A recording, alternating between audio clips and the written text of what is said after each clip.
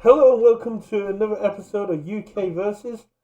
I'm hoping to get an invitation to the Cool Kids table by wearing a strange mask on stream.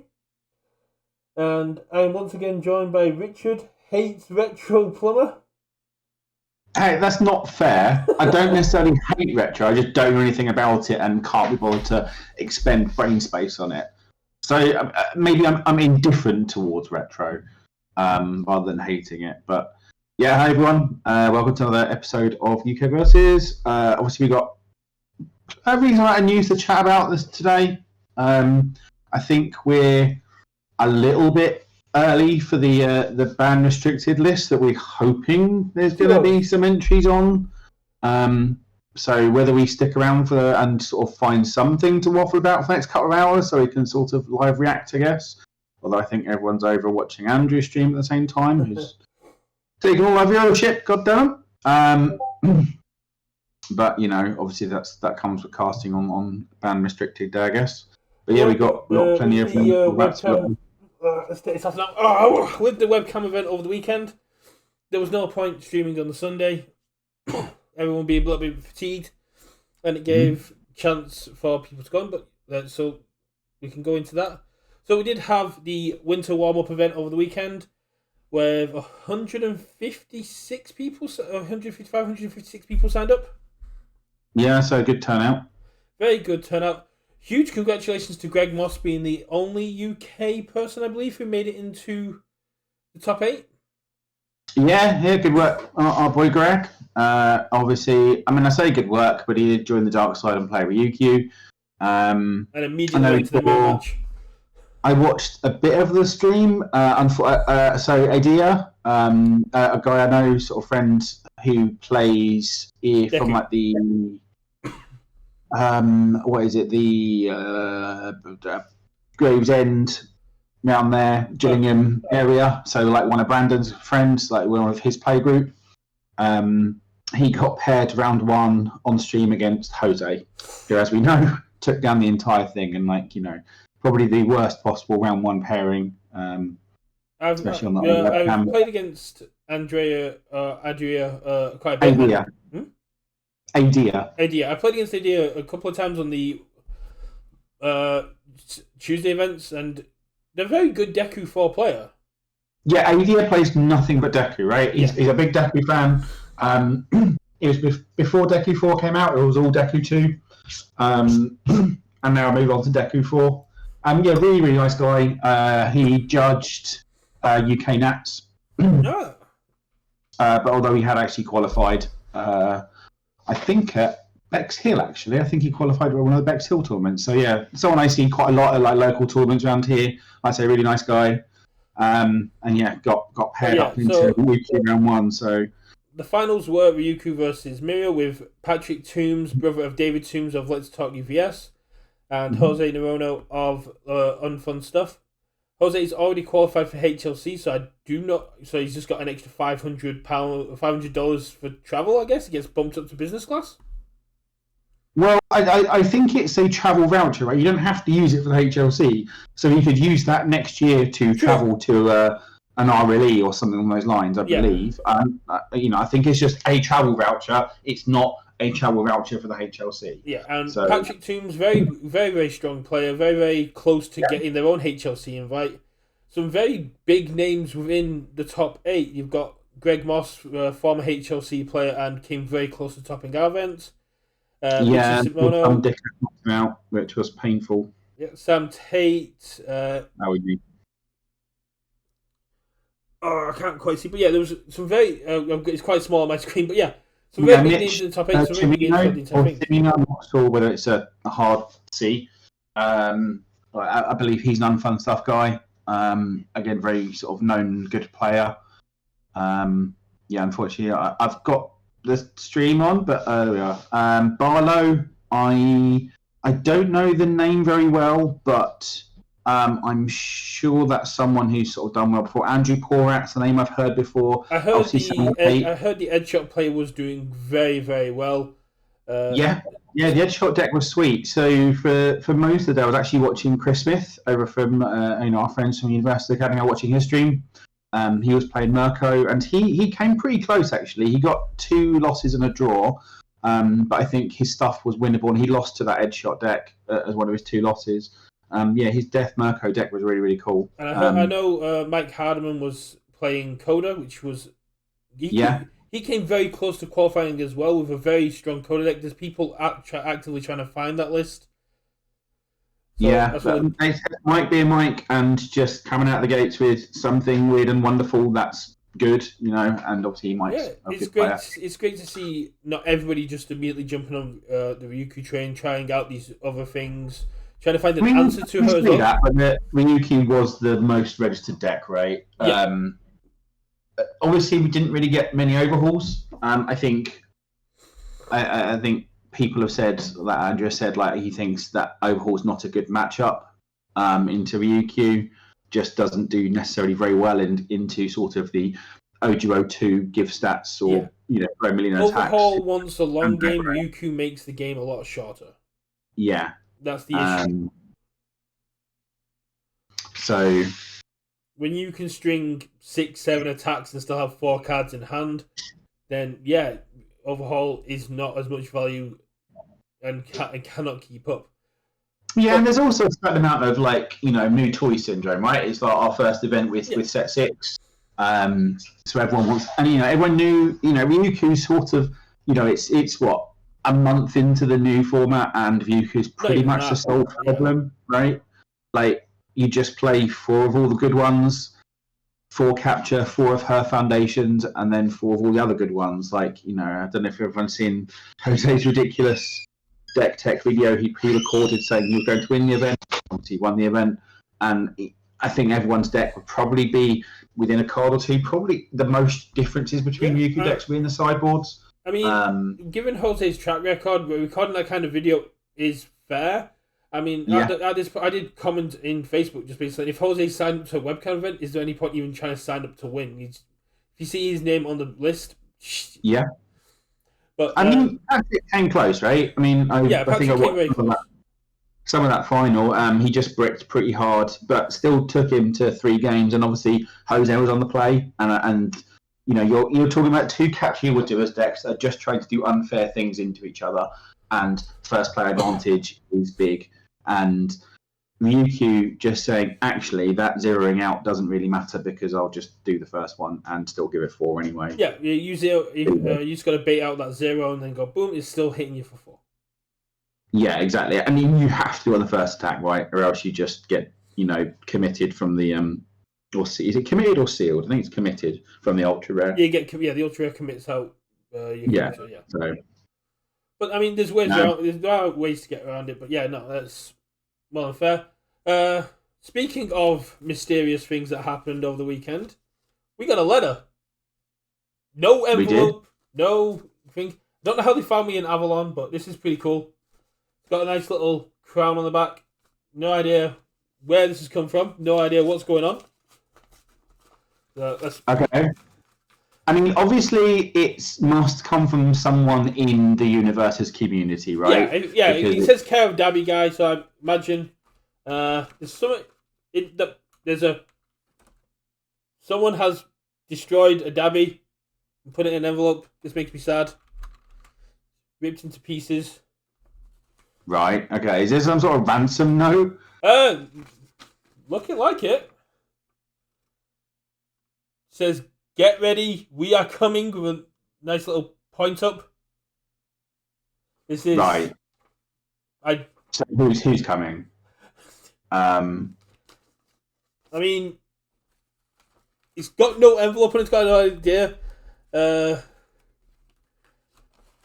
Is there no postmark on it or anything to say where it came from? No mark in it, but the envelope does have a little "made in Massachusetts" thing in the bottom. So don't know if that's the envelope. I don't know if that's the envelope itself or if that's some kind of hint as to where it's come from. But okay, we've got a nice little ominous message so from we are somewhere. Coming. So Massachusetts, right? That's New England. I don't know. Are there any known players from Massachusetts or the New England area. I mean, you've got the Rochester guys that are up there. But like, I don't think that'd be them. They're probably just sitting in the corner. I am not too familiar with the colonies. Like me. Who else? Honestly, I'm not aware of anyone else from the Massachusetts area. If anyone in chat has any idea of a player base in the Massachusetts area that are coming for us, please do let us know. But apparently, something or someone is coming. I will happily go under the bus. Get ready, we are coming. Yeah, who knows what that's about? No idea. Is it like for an event, a challenge? Is this someone throwing down the gauntlet? Is this some sort of new super team formed? No idea. I have no idea. Is this the fact it was sent to the fact it was sent to Avalon, and the fact that my name is Pendragon makes me think that someone's coming for my crown. Because Avalon is King Arthur's court, and I'm a Pendragon, so maybe. I mean, the thing is, it's from the Americas, right? And obviously, they're mostly dumb. So, like, you know, they just think all of England is just King Arthur and Camelot, and we all just sort of sit around drinking tea all day. This is true, but I actually do live a few. I don't live that far from Avalon, so it's just fair. But yeah, no. He's very intrigued, and I'm slightly concerned about the destroy. On that front. Yeah, the destroy Dabi on there. To come at us, then come at us. Yeah, come at us, bro. Yeah. Come at the shark. Come at the Shark King. Well, yeah. It's gonna. There we go. Where you go? And hello, Teacup Gaming and Lenoco in stream. Obviously, Lenoco, if you want to just maybe bump the ban restricted list an hour forward so we can talk about it on here, that'll be fab. I appreciate you can't do that at all, but doesn't hurt to ask. So on that bombshell, I guess So it was a great event. It's a really good thing they're doing these things, in the dead time. 0% chance. Yeah, I know, but So if anyone's wondering why I put the shark mask on, is over the weekend there was a moment where the commentator team were all wearing like a unicorn mask and a Macho Libre mask and all sorts of different masks. So I pulled out my shark mask and I was like, if it helps us get considered for official commentating, I'll put on a silly mask. Yeah, but yeah, obviously set 6 had it splash. We've got. Some of the old guard in there. So we've got Giro, with Falling Skies, new toys. I think Sam Tate's Nomu list was pretty interesting, right? I think it had a lot of new cards. So I think it was playing that Achako 6 diff that gets to be massive and fast. Yeah, that just needs to go. We had Andrew Porat. What was he playing? I can't quite read. Was it? He was on Shoto 4. Is that? Yeah, I think that's Shoto 4. Which I'm really interested in seeing how that works. I've not quite got to it. We had Smarto on Earth, which is really cool. Smarto's one of those characters that's been there or thereabouts and never quite had its time in the sun, right? But always felt solid. And obviously, Ed Shop did very well. I think. Having these 7-handers that maybe have that card size and can build a stage to defend against the 6-hand aggro. I mean, you got to remember, Ed Shot is very defensive as well. Just if you can keep reviewing the attacks, Ed Shot can be very aggressive, right? Or he can, but he's playing on the void symbol, so he's going to be playing defensively. And the deck was really cool. Like I said, I got to watch it in action against Chris on stream. So, obviously the two Ryukyus sort of got paired into each other round 1. But yeah, Ryukyu was the most registered deck. I didn't see many Alpha, wasn't there? A few Mirio. I think everything else was fairly. Obviously, we're seeing 3 Catchy would do his decks there, which is obviously the big boogeyman at the moment, not just that card more than anything. It sort of looks healthy, but we can get to talking about the ban list in a bit and what we think should be on there. but the event was really cool. Like I said, it's really cool, good. They're doing these things over like the sort of dead period over Christmas, especially like webcam, because people. And I know not everyone is necessarily a fan of webcams. I know people. In-person events are better. I prefer them, but this time of year, people don't want to be spending £300-400 or dollars or whatever, sort of traveling to an event and hotels and all that stuff, right? It's this close to Christmas. So having these kind of competitively boost events that people can play on webcam, still engage with the game, still keep the meta game going, still keep everything churning, is really positive. And like I said, I'd like to, it'd be great if there was some, because I think this sort of similar time last year, we had like the first round of store championships, like in the old school style. Yeah, like we had last year, this is when we started getting the star provisionals where we got access to the promos and stuff. So I don't know if there's any plans for it, but it'd be good to have a similar dead period. Like, here's some shiny promos, like Christmas promos, or having a certain amount of, let's say, those nationals ones, like I would love a Christmas promo of Eri with the giant wrapped up sword. Yeah, but like a way of people being able to get those giant ice balls and stuff locally, or an equivalent thing like the chibi ones, like the Hardens and all that sort of stuff. I don't know if any of those are outstanding from that list of 12, whatever it was. I think we've had all of those, but yeah, it'd be nice to have a thing that stores could run over Christmas, officially. But obviously, I guess UVS Games have had a lot going on, obviously running this. And I guess the other big thing we've had, which was yesterday, which was the new play site. Yeah, we got the brand new play site, which is absolutely it's really, really cool. It's been a long time in the works, from what I understand. Yeah. I mean, I remember talking to Jelly at the HLC this year, and he had big dreams of getting a deck builder and everything built in, and certainly I think it was his pet project. So yeah, it's good that he's managed to get that sorted. I haven't really played with it too much. I've signed up and created my account and everything's migrated over fine. I've not had any issues with it. I've not played with the deck builder. Yeah, so when you are signing, so to get to new play.uvs, you are required to make a new account, which will automatically link to your old account, which is really, really cool. It will do as long as you use the same login details, right? As long as you use the same username. Yeah, as long as you use the same email. Yeah. So mine went fine. I love the fact that pretty much everyone had the exact same idea that I had of when you're signing up, because it says welcome player, you just put in, how did you find us? Content creator, then put your favourite content creator in there. Yeah. I mean, I would imagine they've got guardrails against that, and they know that the people that are returning people are not going to hand out goodies to everyone for... We can dream, damn it. We can dream. Yeah, sure. It's worth a chance.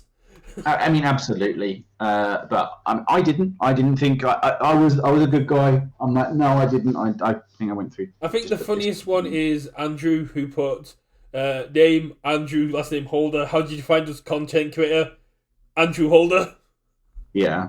But yeah, like the site looks cool. I mean, yeah, I was talking with Chris in his chat on his stream at the weekend about I think obviously that it was announced there was going to be a maintenance window, and we were talking about, okay, I wonder what they're doing, and hey, obviously probably time for an update of this thing. I wonder if they're going to do any big updates. And like, isn't it weird it's still played on MHA card game when we're going towards standard? It's no longer MHA focused. And obviously Lenoco was in chat, and I'm assuming knew obviously all this was all coming, but obviously could not say a word. Yeah, I mean, Lenoco's been working very hard with the websites, and I appreciate the tough spot he must be in all the time, where he's got all this kind of goodies in his brain and he wants to be able to tell everyone, and obviously just can't. I mean, the deck builder looks really, really cool. The way that your character shows up with some of the cards on top. Yeah. The fact that you can have a custom name on your deck. Please be respectful. Be respectful of the name of your deck. Just grow the fuck up. Yeah. Like, having something a bit silly or funny or maybe slightly risque or something. Like, I called my Mount Lady deck Storm of Booty, right? Just because the meme is she's got a big butt. But like, there's if you have to sort of ask a question of is this going to be acceptable, the answer is no. Yeah, And it's just I a think bloody I think like the most risque one I've got is I called my midnight deck like Muscle Mommy, and that's about it. But from what I've heard, there's been some really awful ones been put on there for people just exactly, and it's like people just like, oh, well, I'm just trying to test the boundaries and show that no, you don't need to. If you really are that concerned that there is effectively an exploit here or something that people can abuse, message UVS Games and say, hey, look, there's no guardrails here. People can put the shit they want. People are going to mess about with it. Raise it as feedback rather than I'm going to put tit bum cockwank as my, deck name. And I imagine at least one person eventually will get a ban from this or a suspension, and then that's what will kick it into gear. Yeah, probably, but like, just grow up. Like, honestly, I mean, there are a few kids that play this game as well. You got to remember, it is all family age, and yeah, and like this isn't like a third party thing, right? No. This isn't your own like Excel spreadsheets at home. This is the official. Yeah, the way I'm going to name my decks on here is if UVS display them or put a link to them because it's all official. I want anyone looking at my deck to feel comfortable and happy looking at my deck in all aspects, including name. It's not a third-party deck list where you're just like, this is just for me. It is not a spreadsheet. It's not just a laugh. This is the official one. It has an impact in how UVS and the community see you. Exactly. And yeah, you can put nonsense in there, but also go up. Yeah, exactly. Right. But going back to, this is a really cool system. It's all done. It doesn't look like it's organized by set, which is really cool, but you got a nice little breakdown at the side. You got ways to search. It looks very clean. And I'm sure, like with any sort of new system / functionality, right? This is like phase one. I'm assuming there's probably more stuff in the pipeline development wise. Like I work in software development, I know how it works. You ship MVP and then you can add on stuff later as you need to, right? So yeah, like, I'm sure if they it'll get refined and more concise as we go, but at the minute, like for example, adding retro cards, that isn't going to be a day one functionality because that's not part of the MVP, is it? So I'm assuming there's probably something in the pipeline to get retro cards. Cards aren't even in the old UGN system for selected characters. So when we did like the retro at Nationals, there was no retro characters you could select, so you just had to select a character that was on your symbols. Yeah. Again, that might be something like on their backlog of things they want to implement. Well, look at it this way: with Yu Yu Hakusho having retro reprints in there that are only going to be legal in retro, there's a good chance that by February they're gonna all be in the system. Yeah, possibly, but like again, this is day one functionality. Yeah. I'm assuming there's probably more stuff to come along and improvements and suggestions and stuff. The circular thing, and it'll get better as it goes on. But obviously,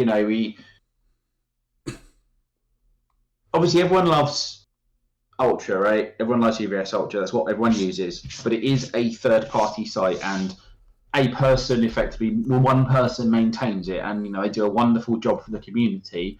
But like, they might decide I've had enough of the game and I can't be asked anymore, or I've got to spend time with my family. I can't devote any time to this, or whatever.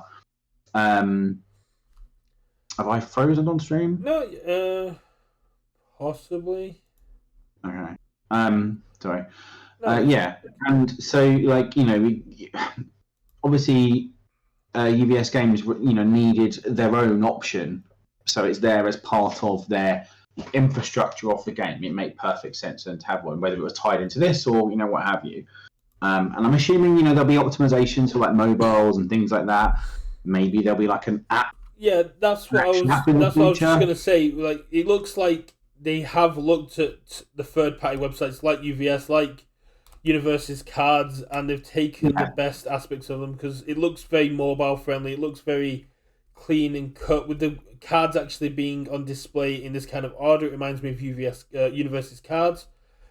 But it also has the aspects of UVS in there. It looks like they've taken the best aspects of everything that's been given to us over the last few years and integrated everything into the official system to make a nice, clean deck builder that works great on PC, and if you need to make those last-minute edits before an event on mobile.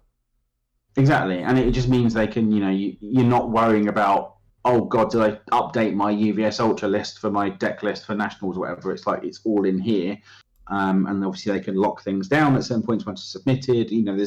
And as part of the whole rebrand and everything, this is just part of that field of things that needed to happen, right? It needed to not be MHA card game anymore. Yeah, and it needed to have a revamp and a modernization. I am also liking. Of course, there's teething troubles. Of course, there's things about the admin side and getting stores set up and events and things like that. There always is with any sort of big software delivery. It always is. They're never perfect, and anyone expecting perfection has never worked in software development. No, there's always going to be bugs, and it's a trial and error system. It's just making sure that we let UVS know. Speaking of the clear system, the new event search and the card database is very, very nice. Yeah, again, I would say personally, I haven't interacted with it too much. So the card database looks a lot like the deck builder in itself. You can still search, you can still go through, but it's just nice, clear. A lot is representing the art a lot more than just being a list, which is good because a lot of players just recognize by art. But you go on the event search and it immediately, you can set it to monitor your location and immediately show you events that are close by. And then also going forward, you can search and look, but it immediately has event searches when you load up based on your location if you allow it. And as you can see, it found the webcam work studies for Patriot for me when I did it, as well as an event close by. The store search has been updated as well. I found another store near me that's about an hour and a half away that I'm going to message and see if they actually run events. Yeah. So cool. The new store search is very, very clean as well, and I think this just fits with the UVS image and how clean and tidy things are a lot more than the old UGN. I did have a brief look at the points store, where you spend, and obviously they've now become player coins. It's just technology; they're the same thing. And it's been fully integrated. Rather than just having points and then going to the store to redeem, it shows you your points, and then underneath has all the cards you can redeem. Yeah, and it seemed to be a lot faster than it was, because it was usually really, really slow to load and do anything within that store. And I never really complained because it's just free stuff at the end of the day, right? The big question is, did they fix the glitch where if you get to, I think it was 99 cards, that you had to manually go down to, you had to keep clicking to go down to 0. You couldn't just reset your basket. Oh, I don't know. Again, I'd imagine so. I'd imagine underlying infrastructure and things have changed. And any sort of nobody's going to want to test that. That's the big thing. What's that? Nobody's going to want to test to see if that actually is on there. But yeah, it's cool. It's something that needed to happen. Yeah, it's definitely very, very cool update. But yeah, so there's not really, apart from that, there's not really much that's happened. I grabbed some very cheap boxes over the weekend because Amazon had a sale on Unlimited Heroes Clash for £15. So I grabbed 4 boxes of that. Yeah, it feels like it's obviously dating me, and obviously as an ex-Magic player, Heroes Clash feels a bit like Fallen Empires, in that it feels like it was overprinted, just with the amount of stock people have for it. The main and issue obviously is it's sold boatloads. Yeah, the main issue is nobody wants to buy Unlimited because it doesn't have the chromes. And the first edition oversold so much that the cards are worth nowhere near as much as other sets. because there was so much product opened. Yeah. But like, if you would need cards from it, that's cool. Pick Yeah, up some I extra got. ones. I've opened 2 of my 4 boxes so far. I got 2 stun grenades and a sealed XR stun grenade. Can't Yeah. complain. No. That's Like, decent couple of boxes. one of the hits on the box, right? What are the hits from set 3? And honestly, it's one of those things I find when I go through deck building. Like, apart from things like just like your basic training and your quick Twisting and Reserve Inferno. yeah, I feel Stun like grenade. set 2 is a better set than set 3. Like set 2 gets all the hate, but I feel like set 2's got more. Set 2's great. I especially with the stuff that's coming from set 6. A lot of set 2 cards have got a lot better. Look, Mina 2 got support. That makes one of the characters instantly a lot more playable. Endeavor 4 can use a lot of stuff. Stun grenade, quick to act, mail bonding. Like, again, it's probably just in that short list of cards that's similar to set 2 of like, there's a lot of stuff in there that just never sees any play. Obviously, one card from the set that's now seeing a lot more play, people are cottoned on to. Obviously, you were a champion of with your deck was Can't Escape Me. Yeah. I can't that. take full credit. Mike Hardiman had been talking about Can't Escape Me long before me, but with with Maximum Overhaul becoming legal, I was messaging judges asking how they interact, and then they were like, "Yeah, that's a powerful counter to Maximum Overhaul." I was like, "Perfect." So I started running it really aggressively, and then Mike Hardiman and Liam put it in theirs, and we did really well at Nationals. And it's a card that definitely is got great deadlock for it and needs to see a lot more play. Yeah, I mean, like, it stops the lift from Dragon, right? Because it says you can't add any cards to hand, so it stops the lift from the ultra rare from Yuki, yes, right? So I won a Nationals game that in Swiss purely on that ability. My opponent played an erase, had no cards in hand. I played a lethal attack. They struggling with studies, and I went, "Can't Escape Me. You're not picking that up." Yeah. And yeah, exactly. It's so good because it just it cancels the ability.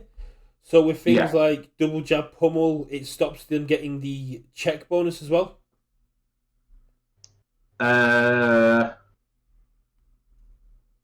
Does it work against double jab? Because you're not actually adding the cast to your hand unless it's blocked. So because it's an ability that will allow them to add cards to hand, yes. It does work, okay. Yeah, because it gives them the ability to do it, so it cancels everything. They're not adding the cards at hand, but it's an ability that lets them. Yeah, that would be like a grey area I wouldn't be entirely convinced of unless a judge told me, kind of thing. That's what I double checked that with judges. Yeah, I know. I'm sure you did, but that's what or something I wouldn't know. I was sick of losing to Jiro. My entire midnight deck was designed to stop Jiro, and I never faced one when I was playing it. It was so disappointing. Well, the card was good in the format. Like I say, I saw the card because Edshot was playing it, and Chris, and he had like 2 in play, and Chris has like 2 Howitzer Impact Cyclones, and he's like, I'm not going to get to draw for either of these, and then he's going to block both of them, and then I'm going to go down the swing back, but I have to kind of try, and maybe he doesn't pop one on the first one because I'm only drawing 1 card, kind of thing, and just didn't let him draw the cards, and that was it. Yeah, I mean, he's building himself too, but he's denying a lot of value. Yeah. But yeah. Yeah, no, like I say, it's a cool event. I think that the new site's cool, and people just take a little bit of getting used to, and they want to get used to it. It's like you said, it's the new shiny toy syndrome. There's a lot of cool stuff that's floating around. I've been having a lot of fun with Gentle. I know my friend Kale's been having a lot of fun with Kami. Ryuku is absolutely great. Asui's nuts. I think because of Ryuku, Asui's just been so underplayed, and once Ryuku gets leveled out, I think Asui's going to take over. I've just been jamming. I mean, obviously we just had my Jiro air list go up on the YouTube channel. Jiro's gone, and your Storming the Booty list will go up tomorrow. Yeah, that's Thursday. My Mount Lady deck. Playing Stormer Blades. It's been a lot of fun. That'll go up on YouTube tomorrow. So obviously feel free to check that out. And I guess the last thing we can sort of have a discussion about the ban list, really, and what we expect. I mean, I think Capture Evildoers has to go. I think it's done enough. And like if Capture Evildoers was just this kind of momentum hate piece that had some cool extra text you sometimes use, it would be fine. But no one's doing fair things at Capture Evildoers, right? UQ isn't doing fair things with it. Mirio isn't doing fair things with it. I'm assuming that Shoto 4 actually was probably playing it. They're not doing fair things with it. Like, no one is. It's all about that 4 ability. It's less about the momentum stuff. Yeah. And it's got like a 1 mid breaker 1 as well. Like, it does. I appreciate it's rotating out in like 3 months or whatever the heck. But it needs to go. No one's doing fair things with that thing. And it's just going to be. Like, I think it takes those decks like Ryukyu and Mirio down a peg, right? They've got to play a little bit more fairly. They'll still be good, right? Ryukyu still gets to go attack, ultra rare, lift, attack. That's still a pretty good line, but they don't get to then capture. Yeah, like they might have to spend a turn building so they can go, attack. My two biggest concerns are Capture Evildoers because of Mirio and Ryukyu, who we saw in the finals of the latest event. Your camera's disappeared for some reason from what I'm doing. Weird. I don't want to see my face. Yeah, I can't think of anything else because, even without capture, right, Ryukyu's sort of, because, if you think about it, she's got a vast strength, right, which is sort of like Capture Evildoers almost copies 5 through 8, right, because you attack, ultra rare, lift, bounce it, play your next one, bounce the thing, play, lift. You can do a stupid sort of 6-7 attack string probably without a capture. That's my second thing. Is I personally would like to see her limited on how much she can draw.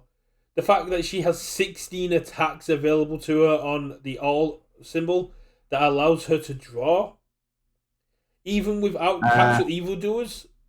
Well, you only played 12, right? Because you played 12 and then 4 the ultra rare. Yeah, but the ultra rare allows you to pick up a card that lets you draw. So. Yeah, I guess it's a pseudo draw, right? So I guess it's even better because it's a draw that clears your progressive and guarantees an attack. Yeah.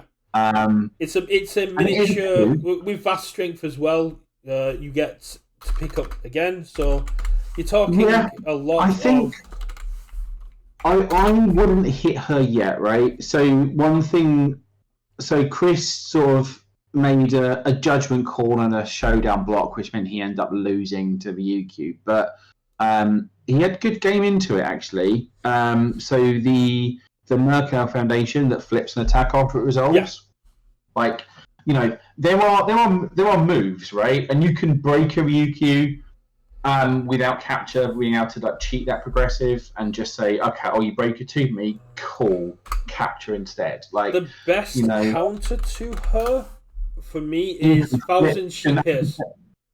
Yeah, you can flip vast strength. You can obviously counter that stuff. So Thousand Sheep Pierce has response after you play this card. The next attack played gains flash. Flash is a keyword ability which shuts off. Sure, but then she plays the low as her first attack. What are you doing? Yeah, that's the biggest downside from there. But it does give you the ability to go. You're not drawing from your next attack, but for me, well, she does. She still gets to draw. She still gets to put the momentum in, right? Because they're response level abilities. Yeah, but this is a response after you play it. So the next attack gets flash. It comes in with flash. Yeah, but her draw a card, snag a momentum are response abilities. Yeah, this is a floating ability. So you play the card when you block. Yeah. The next attack gets flash. It comes in with flash before response step. No, flash just means you skip the enhanced step. You still get responses. Yes, but it's a keyword ability, so it's not applicable to Ryukyu's ability because it's no longer a blank card. What? You play Thousand Sheep Pierce on the block. You give the next attack that comes in flash. So Ryukyu plays their attack. Floating effects trigger first before response. It is no longer a blank attack. Sorry, it's got flash, it's got a keyword, it's no longer blank. Yeah, there you go. It's no longer a blank attack, so therefore you can no longer respond to it. No, I follow you now. Sorry, it took a moment for cogs to move. Yeah, no, it's a 2-check, it's a 4-2 check rare that's going to hardly see play, so it's not a big interaction. But if you go to our YouTube videos, when I played Ryuku against Caleb, it's something he did to me, and I found it really cool.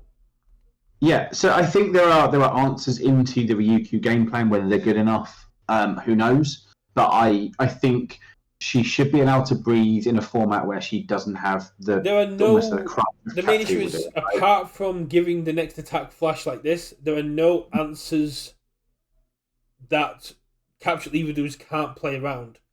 Capture evildoers gets around them, like breakers, flipping her attacks, these sort of things. Like capture evildoers sort of laughs at to an extent. Denying momentum trying to deny her momentum when she can just kill our capture and still yours. I've got mine. I'll play my second capture because I've drawn a million cards. So I think giving her room to breathe without capture, I think would be the sensible move. Remains to be seen. I think, and I think Mirio probably shouldn't be able to do that either.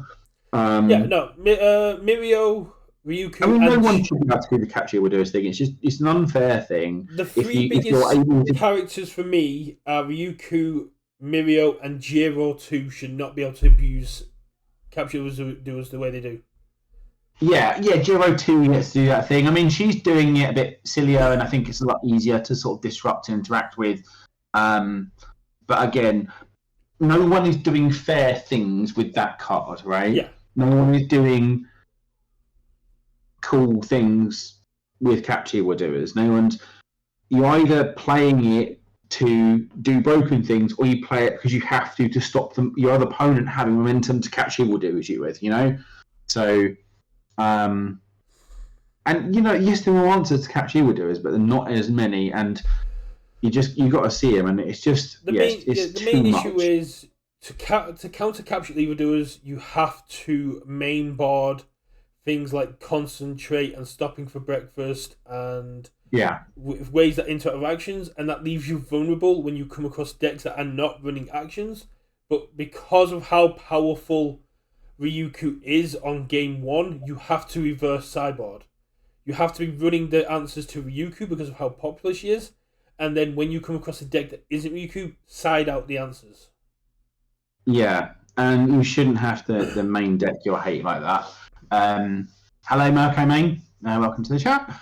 A bit of a looping flow chart, and I explained it like, it's like you're playing the capture to counter the capture, and the capture it just should go, right? Capture should go. Everyone thought it should go last ban list. It didn't. I guess I'm hoping that the deal was that UVS Games wanted to see what the results of this webcam was like. I can understand to breathe. I can understand capture evildoers not going when it was just an issue with Mirio, because Mirio doesn't consistently draw it. The fact that Ryuku is essentially drawing one card for every attack that's played. She draws a million cards, so she always has a capture. She's always going to see it, especially in a 50-card deck. She's always going to have progressive ability to play. She's always going to have momentum to play it because she gets to draw a card and add some momentum. So she's got aggressive filtering. And as I say, no one's doing fair things with the card. It should go. I don't think there's anything else that I can think of that I want on the chopping block. Overhaul needs to lose ignore progressive. Simple as. No. Just to stop the repeated smash meta coming back, because as soon as you get rid of Ryuku, that's probably going to come back. No. I can see it can't be fixed, possibly being on the chopping block with how much stun hate there is on the symbols. No. If you're gonna kneecap overhaul or do something to overhaul, limit his response. The free damage is too much on him. I agree with Andrew on that one. Like something Andrew Holder has said, like that's the thing that actually puts him over the top is the +2 damage and everything for free. and I agree. Like, just maybe make that twice per turn or something, or once per turn, or something along those lines. Because his play something off progressive, sure, it's good, but like that's what he does. Like, he should have a gimmick that does a thing, right? Mirko as Mirko. I mean, Giro 1 is still very good. I don't know. Obviously, Mitch Shimino did very well with her at the event, and then I think just bricked into overhaul. Giro 1, I think, needs touching purely on the grounds that Falling Skies is just going to be so much more powerful than Home and Comet, or even work with Home and Comet. Yeah, I mean, it's sort of Home Run Comet's 5 to 8. I could see Giro getting something hit. I don't know what. The biggest question is, are they in the mindset to ban everything? Because there's only 3 events that are going to get touched. There's a webcam event, Last Chance Qualifiers, and then the HLC. And it's whether they care enough about us, about having a fair meta then, or they're just going, in 3 months it's all going to change anyway. Giro didn't run a mock this event, right? Now, partly that might be because people haven't got their sets of Falling Skies yet, you know? How long did it take Repeated Smash to dominate the meta? She's the winningest character, but she's never dominated events in the same way Overhaul or, that sort of thing has, or like Kiri 2 in his prime, or Ojiro 2. Like, she's consistently done very well, but she's never been like, probably the biggest showing of her was last year's HLC, right, in terms of percentages. But how many but she's also not had any charge support. Because of how powerful she is. They've kind of moved. They haven't given Air, All, or Good any real charge support, especially on Air. And now with the new Ochako, with the new Gentle, there's a lot more charges and a lot more ways for her to abuse those charges. Yeah, I mean, like, maybe you could change it, just slightly tune her a bit, and just say, make her once per turn look at either player's deck, not both, right? It's hard to say, but I'm with you on that. I don't think Giro needs too much overhauling. She's still doing the exact same thing, just in a different way with more tools, and I think she's fine. I think the main thing is the cards that are going to be sticking around are the ones they really need to be looking at. Yeah, I mean, Giro's plan has not changed, but if you look at Ryukyu, if you look at Overhaul, if you look at Mirio, they've actually got a lot of things that could be issues moving forward as well.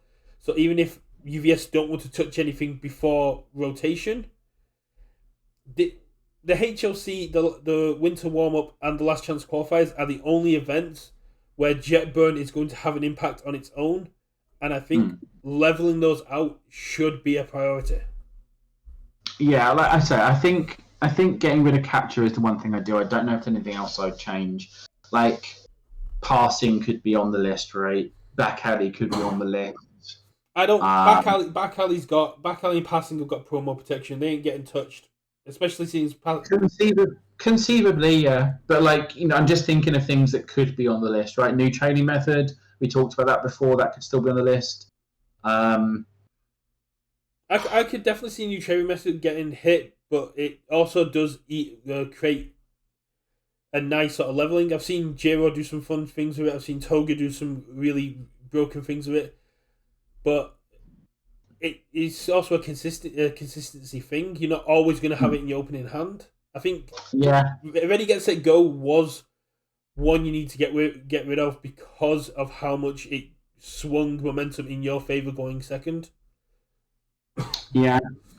I would not be surprised, and I wouldn't be upset if it was just capture goes, no other changes. We've got our rise and some other things, but that's it. We don't know what's being played at locals. We don't know what the information is going to tell them. But I could see more on the chopping block. They might just decide, actually, you know what, we want to shake things up a bit. So we're going to ban like 5 cards. They could literally ban loads of stuff for the HLC, and then once it's just spotlight only, just take it back. Yeah. maybe. And I just think I don't know if they will. Like, I think if they were going to, right, they would have done it last time. No, if they wanted to do that sort of thing. because of Jetburn, when people were saying there was going to stuff in, I was like, no, they're not going to touch anything with a set coming out. Although Capture Evil should have gone in November, there was no way they were going to do it before Jetburn, and unfortunately December suffered for it. If they don't touch anything now, January's ban list will not affect the next winter warm-up, and I think they need to hit something now before the next winter warm-up. Yeah, and there's also, like, obviously Tam and David's event. Obviously, if anyone's interested, go check that out. Check out their streams or Discords. They've got their big case plus cash event coming up. Yeah, that's a week on Friday. Yeah, and obviously if Capture's legal, it's going to be everywhere on there. Yeah. Like, I think... And, I think that's one of my main beefs with the sort of the Ryukyu deck, is that it's just... And again, David, that's what UBS hit it on the head. The biggest issue with Ryukyu is it's just really, really dull. It's just do the thing. It's essentially a brain dead deck. Into lines. Like, Jiro is very powerful, and a lot of people don't like what she does, but you have to think about your lines in Jiro. Yes. Sometimes they present themselves to you and it's not straightforward, but sometimes you need to think about things like, okay, I'm going to look at your top two and you've got like a passing the torch in play. Okay, how do I stack these? How are you going to play it, or am I going to, it becomes that kind of Princess Bride of, but I did this, but then I know you're going to do that, so I did it this way around, but then I know you're going to do it, and you're trying to sort of outthink each other, so there's a bit of that bluff game to it, and there it's like, and there's also like, you have to sort of, okay, what can I commit to this turn? Do I need to Jiro 2 is very Jiro 1 is very skill intensive, but when you... Like there is skill skill expression within Jiro. Ryukyu more reminds me of Kirishima 2, Ojiro 2 with the... I know even more skill expression in Kirishima 2, right? Even in Ojiro, because you're not drawing as many cards. You may have to sculpt a little bit, but in Ryukyu you just play attacks and win. It's much more like Ojiro 2, right? It's a little more deterministic in that you do the thing. And did I check 2s or did I check 5s? That's the biggest difference. You draw enough cards to do the thing every time. As long as you build like 4 or 5 within the first turn or two. The biggest thing with Ojiro was I drew an ultra rare. I drew an attack. I've got like either a capture or a vast strength in play.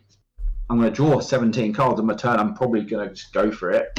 Like, it's deterministic, like I say, to an extent. So Ryukyu having a 2-check is the biggest drawback, which means you do have to play a little bit, but that's just more in how you build the deck, just not running as many 2s, same as Jiro, which is what a restriction Ojiro and Kirishima never had. But with how much you draw and how much you can manipulate your progressive, the 2-checks don't matter if you build, like you said, 4 or 5 early. And Ryukyu's got enough health to tank a lot of attacks. There's not many characters at the moment that can deal that kind of damage. And like, obviously her 5 diff attack just says, okay, your big interaction piece, like a learner standards. Actually, learner standards is obviously very good against her, but like, your big interaction piece, I'll reflip it. Like, no, you don't get to interact. So I'm going to take away your interaction. I'm going to take away progressive difficulty as an issue from the game. I'm going to draw 1 million cards. I'm never going to run out of gas. I've always got the momentum to do the thing I want. She doesn't. I don't need to find damage. That's I don't need to find damage anywhere. She does that on face. Speed. All my foundations do that. And Dragon all my Force, cards have Force ridiculous stats because they're blank, and it doesn't matter. Like, sure, we're missing enhancers on it. Like, they're probably a point or 2 of stats too good, those blank ones. Yeah, Dragon Power is a huge one for that because it just gives your attack with no abilities +1 speed. Yeah, exactly. So you play 4 of those, you play 4 Talented Baker because you automatically turn it on. So as Mirko meant, so are you suggesting Home Run Comet gets banned or be on the ban? I could see Home Run Comet getting banned, but at the same time, it No, I doesn't. think if they're gonna touch an attack in Jiro's list, it's sound waves, right? Because it just means it only affects Jiro and no one else because no one else plays it. Well, nobody Right? else really Which would plays be very Homer sad. Comet. Captain trying to get 4 XR of the bugger. But yeah, the main issue for me with Ryuko is she doesn't play what I would call a fair game. She gets to No. draw cards, which is the most powerful ability in any card game. The fact that her hand never really runs out, you have to be really lucky for her not to just keep drawing gas. And if she doesn't, she just builds and waits for the next turn and defends. Yeah. She And it's like, sure, she doesn't get interesting enhances, but who cares? You just she get in doesn't for the play with stats. progressive. She immediately the gets clever things. That's why she's boring. You're not doing any interesting things. You just press the +1 speed button. You're enhanced. she okay, knows my enhanced. Press the +1 speed button. She gets to interact with progressive. She gets to interact with how much she draws. She gets to add momentum at will. She just gets to do every aspect of the game for free without any way of you being able to really interact with her apart from nullify and character sealing, which are very limited in this game. And Chris, like I say, Chris brought in so the new Shoto action is a good one to seal Miyuki, right? That's why it makes me miss when we were talking about the set 5 spoilers and we had the if this attack deals damage, seal your rival's character, and I was saying I want that to be an action because I want to just let you. I want to partial block something and go your character's offline, and that would have been perfect here. Well, I mean that's what that Shoto action does, right? Okay, she plays her second attack, does the thing. Okay, I'll Shoto seal your character. Yeah. Or I'll play, I'll bake on the first one, bake on the second one. Okay, I'll play this, steal your character. Yeah. It's costly. It costs the action, but it does turn her off. But sometimes you just need her because she's got a momentum off the first two, and it's like, okay, I won't get 4 damage, but I'll use the momentum to capture and do the thing. I like the it's we have been able to do it, but it's working as intended. To her. She just gets to basically deal with for free, right? Dragon Strike flips your best defensive foundation, and her ultra rare attack just commits your character. So, Recovery Girl, whatever, your character answers like Mineta 2, Mirio with his zero out something. All of your answers you might have on a character, nah, bro, gone. I've got just free answers to these things with my kit. I don't have to spend like foundation slots or action slots or sideboard slots for doing this stuff. I just basically get it for free on the stuff I was doing anyway. It just reminds me of conversations that are happening last year around Ojiro 2 with the seizing the advantage, just flipping your best option. One with nature making it impossible for you to block in the early games, and him having enough value to not be able to be stopped in the late game. It's the exact same things. The deck and the character are working as intended. The main issue is it is subtracting the fun from the game. It is not a fun deck to play against. It is not a fun deck to play because you're not playing the game. You are just literally playing cards. +1 speed buttons. You're just pressing +1 speed buttons. Yeah, you are literally just sat there playing the same cards, playing the exact same thing. I'm sure there are people that have fun doing it, but to sit across from a Ryuko player who just goes, I'll do 25 damage turn 2 with 3 foundations because I don't play with progressive. Like, oh cool, I don't actually get to play this game. I just get to watch you play the game and hope you whiff.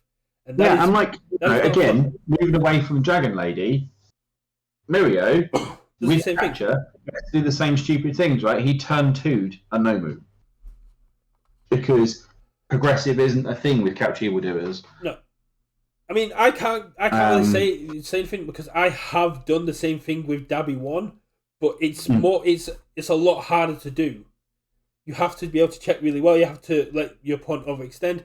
It's very rare that you can do it, but last year I was doing it because people underestimated me. Here, this is by design, and that is an issue. Yeah. I think, like I say, I know everyone's like, oh, they won't do anything. I do genuinely actually expect them to ban Capture Evildoers, and I would be genuinely surprised this time if they didn't. We'll see. I don't think there'll be anything else. There could be, like they could put sound waves on it. just hit Jiro if they wanted to tone her down. I don't think she necessarily needs it. I don't think Samui needs to go. It's balanced. It's touch part of that overhaul kit. But I think overhaul or repeated smash needs to be touched, but they don't touch attacks. They ban them. Yeah, so they're not banning repeated. No, so I think, but they can't really. The issue with touching a starter deck character is I don't think they're going to rata a starter deck character. They can, but they have to understand that new players will have to learn very quickly. But they can't just let it float around. I really do think Ryuku could see a touch in limiting how much she can draw, or make it draw or add a card to momentum. No, they'll be much more cautious than that, and they won't want to just errata her out the gates. I think if they will get rid of capture and let it breathe, and then see what happens, right? And if Ryuku's still a problem after capture going, then they might address it. But I think get rid of the capture, get rid of the unfair thing that she's doing. I mean, the rest of the stuff isn't particularly fair. And honestly, if she's not doing this with capture thing, people might just not play her because they're not interested. The issue with letting it breathe is there's no way they're going to get a main event information before the HLC. The January ban list comes out before the January winter warm-up, and the HLC comes out the same week as it comes out before the February ban list. So this is the January will affect the HLC, but unless they put it into immediate effect as a ban list, which would be 4 days before the event starts, there's no way for them to update the ban list and have it affect the winter warm up in January. Yeah, and I think that's fine. They go to capture and see whether Ryuku's still a problem then. Much like they basically said, okay, we've released Jetburn. Everyone's saying this Yu-Gi-Oh! Capture Evil Doers thing is a problem. There's like, no, we're going to let this event ride and see what happens. Yes, but if they ban Capture Evil Doers and Ryuku's still a problem, they won't know until the next winter warm-up, essentially, because December, they're not going to get... Yeah, I think that's fine. They do need some amount of data and people to go out and prove that she's still a problem. I think she'll still be good, but I don't think she'll still be like this stupid mega problem. I think if she goes completely untouched and only Capture Evil Doers goes by the HLC, she will have one of the highest representations of the HLC. She's still very, very powerful. Yeah, but you can do things against her, right? You can Breaker means something against her, right? Because she doesn't necessarily get to cheat progressive with capture. Yeah. I think capture should go, and then I think it's probably fine to let it ride from there. Merkel Main saying that a back alley doesn't seem as powerful anymore. No, there's so much stun hate.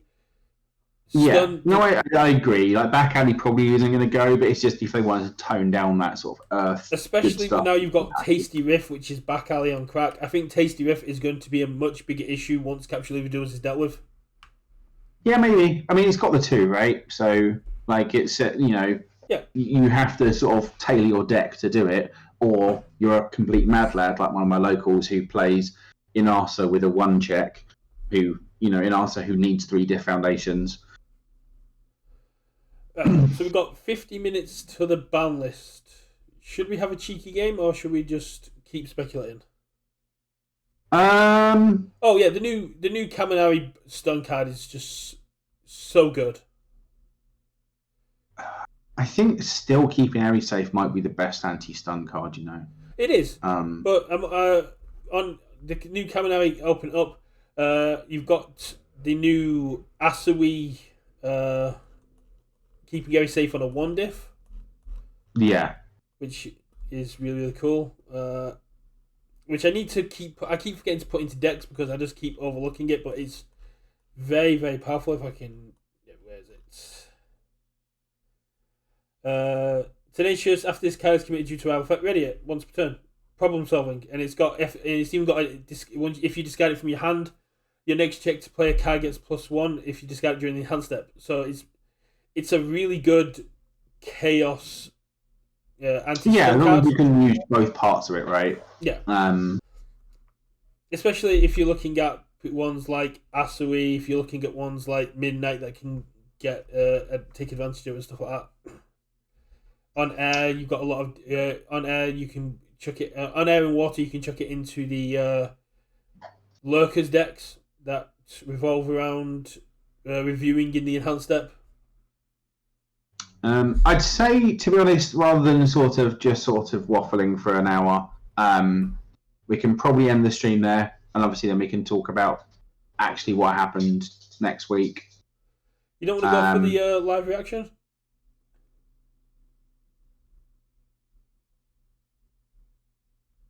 But yeah, I suppose the idea, we'll just have to wait and see what comes back from the ransom note. Yeah, that's what's really cool. I ain't worried. Well, I mean, if I'm up for a game, if you are, because I've got a very fun deck I want to try out. But if you need to take a quick smoke break, or if you're just feeling a bit over it, yeah, I'm not. I'm happy just to call it there. To be honest, we'll just have a shorter stream.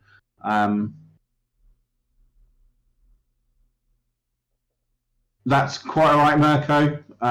yeah, no worries, man. Obviously, we can send people over to raid Andrew, I guess. Yeah, we can send a few people over to Andrew. Andrew can go. Yeah, thanks for watching, Mirko, and everyone else. So yeah, thanks everyone for watching this evening. Obviously, if you watch on YouTube, please go check out the channel. Yeah, check out all our videos. Yeah, thanks everyone for watching. If